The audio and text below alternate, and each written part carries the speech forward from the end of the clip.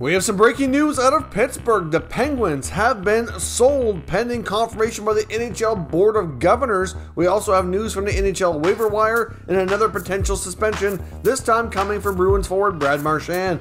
All that coming up next. So welcome back to another video here at Top Shelf Hockey. As I mentioned, we have some news here on the NHL to talk about today. Let's kick things off with the potential suspension coming for Brad Marchand of the Boston Bruins. It could possibly also result in a fine. We'll have to wait and see. By the time this video makes it to YouTube, I'm not sure if we'll have a decision from player safety, but they have confirmed earlier today that Marchand will indeed be having a hearing today for a slew footing incident. We've seen a weird amount of slew foots in recent weeks here in the NHL. I know PK Subban himself, I believe, has been involved in like 4 different incidents. They weren't all called slew foots, but similar type of incidents on the ice. I know I've seen comments from Bruce Cassidy, the Bruins coach, indicating that he feels that the precedent has been set by fines in other situations, like the Subban situation, for example, and a few others. So he's not entirely convinced Marchand will be suspended, but the only problem with Marchand is he does have a bit of a rap sheet and a lot of history with other types of supplemental discipline. So I'm not sure exactly how they're going to go on this. The fact that they've offered him a hearing tells me that he probably will get a game or two, but it's really difficult to say. The Bruins have been, in a little bit of a situation where they could certainly be doing a little bit better, and losing Marchand for a few games is not going to be an easy task. He's certainly pretty well, you could say, the heartbeat of that franchise and leads the team in a lot of offensive statistics, along with guys like Bergeron and Pasternak. But it seems like Marchand kind of is the glue that keeps that line together, at least in my opinion. So we'll see where that goes. We'll update the pinned comment down below if a decision is made by the time this makes it to YouTube. If not, there will be another video coming on the channel with some other news and some trade rumors, probably in the next few hours later on this evening. So we'll be talking about it and update things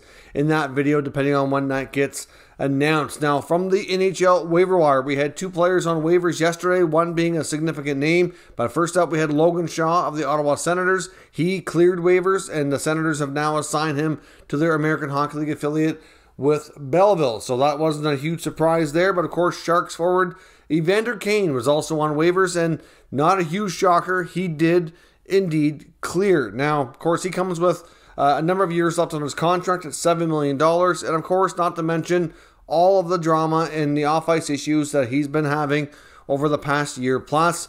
So not a huge shock that other teams would not take on the full salary. There's been a lot of talk and rumors that the Sharks would be willing to eat up to half of that salary in a trade. So if there is any hope at all of San Jose moving him, it's going to be through trade, not through waivers. That's just a given. Of course, like I said, teams aren't going to absorb $7 million when they could absorb 3.5. I do think there's a chance, and I'm going to say it's a small chance, that another team will take a chance on him. But for right now, he will be assigned to the American Hockey League, the Barracuda, the Sharks affiliate. And if a trade can be worked out, then maybe he can be recalled to the other NHL club and get a new opportunity. But it's pretty well apparent that the Sharks want absolutely nothing to do with having him back on their NHL roster. They want to move on. They've had nothing but good vibes out of that locker room so far this year, and the teammates seem to be a lot happier without having that distraction in place. So I personally think that there's a really good chance that Kane's time with the Sharks is completely done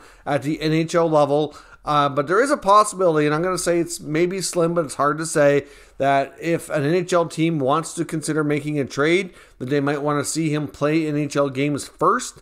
They might put the Sharks in a predicament where they have to call him up for a couple of showcase games before completing the deal. But I would think the Sharks would try their best to avoid that, if at all humanly possible. Now on to the bigger news of the day. The Pittsburgh Penguins have officially been sold. They have an official now agreement with Fenway Sports Group to take controlling interest of the NHL franchise. Of course, this is all pending NHL Board of Governors approval, but considering that's really just a formality, I don't think anybody would see any issues at all with this new ownership group and structure. So that is going to be a slam dunk. There's no doubt that'll get approved, and it's expected the sale could close as early as the end of the year. So we're looking at probably within the next 30 days or so, which is a pretty quick turnaround time. But obviously they've already had advanced talks and have all the agreements lined up here in place. So obviously with this situation, Fenway Sports Group takes controlling interest, but Muriel Lemieux and Ron Burkle, the current ownership group of the Pittsburgh Penguins, will still remain involved. They will still hold a stake in ownership, except it'll be more in a minority role when it comes to that part. And Muriel Lemieux is still going to basically be the head of hockey operations. Essentially, that's how it's always been. Burkle's been a little bit more of a silent partner, whereas Lemieux is more of the hands-on, day-to-day business kind of guy.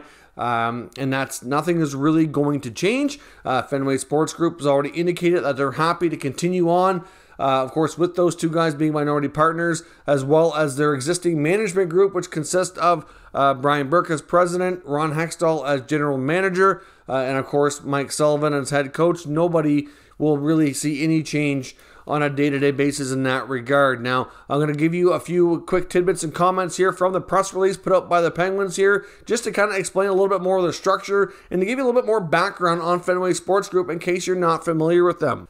So Fenway Sports Group Chairman Tom Werner said the Pittsburgh Penguins are a premier NHL franchise with a very strong organization, a terrific history, and a vibrant, passionate fan base. We will work diligently to continue building on the remarkable Penguins tradition of championships and exciting play. We are particularly excited to welcome Muriel Lemieux and Ron Burkle to FSG and have the utmost respect for all they have done to build the Penguins into the perennially successful franchise we know today.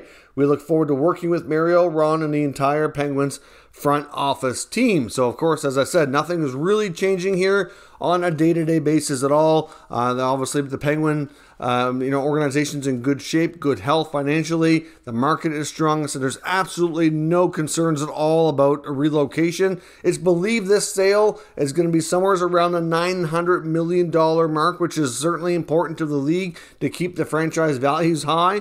I know Bettman and the NHL executives were, I believe, indicated before that that's kind of where they would want to see any kind of value at, of course, based on a recent expansion price tag. So obviously the Penguins are getting a hefty penny here. This is basically too much of a good offer for Lemieux and Burkle to not accept. I mean, obviously, they get an infusion of cash. Obviously, they lose a large part of their ownership, but it's also very healthy for the franchise to have that much of a deep pocket owner come in and take over. It's really the way I think the future of sports owning franchises is going to go. You're going to see larger conglomerates and groups like this working together and owning multiple stakes here in different leagues. So I'll tell you a little bit more about Fenway Sports here in just a moment. Here's some comments here from the current ownership group, which basically says that Fenway Sports Group brings everything we can ask for in an ownership partner to help continue the historic success of the Pittsburgh Penguins, says Morehouse, which is David Morehouse, current president of the team.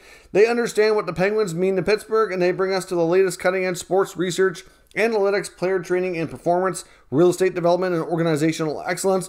This combination is truly an exciting partnership that positions our club at the forefront of the future of professional sports and allows us to build upon what Ron and Muriel created. And just to give you, like I said, some more background on Fenway Sports Group, clearly, I'm sure you can figure out if you're a sports fan, you know what Fenway is. Obviously, Fenway is the historical ballpark in Boston, so they own that venue. They own the Boston Red Sox, but here's a quick snapshot of everything that they have a hand in here right now.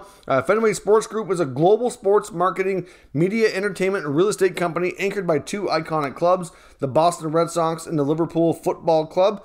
FSG's portfolio includes two of the world's most historic venues, including Fenway Park and Anfield Stadium. They also have NASCAR's RFK Racing, Nesson, of course, the big sports station in the New England area of the United States, sports marketing and consulting firm Fenway Sports Management, and Fenway Sports Group Real Estate that oversees the assets, acquisitions, and developments of SSG properties. In March 2021, FSG entered a strategic partnership with Redbird Capital Partners led by Gary Cardinal to pursue growth opportunities in sports that would enhance or extend FSG's existing platform. So, like I said, they have their hand in a lot of things. They own the Red Sox, they own the Penguins, they own Liverpool, they have a NASCAR team. Like, they are pretty much getting to the point soon here where they're going to be in all professional sports. I don't imagine their growth is anywhere near done at this point.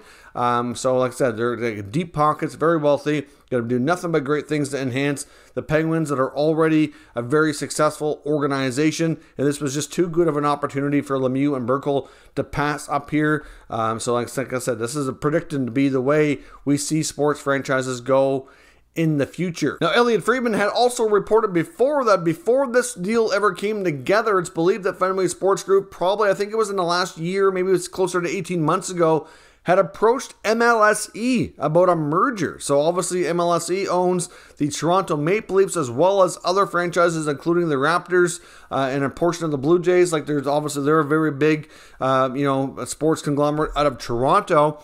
And they have their hand in a variety of sports in that area as well. And Fenway Sports had talked to them about a merger. MLSE at that point basically said, according to Friedman, that they weren't quite ready for that. And they didn't really get very far in discussions or any kind of negotiations. But because of that, he fully expected at some point Fenway would approach a different NHL group, or really, at some point go back to MLSE to have those discussions again. So could we see other groups like this get together and kind of create mega corporations and groups that have a huge funding? It's certainly a real possibility, and we're bound to see more of this as time goes on. So let me know your thoughts on today's news on the Penguins. Down in the comments, we'll discuss further. If you're new to this channel, make sure you subscribe and stick around. We'll keep you up to date with all the latest news, rumors, and analysis of all 32 NHL teams. Thank you for watching, and I'll catch you next time.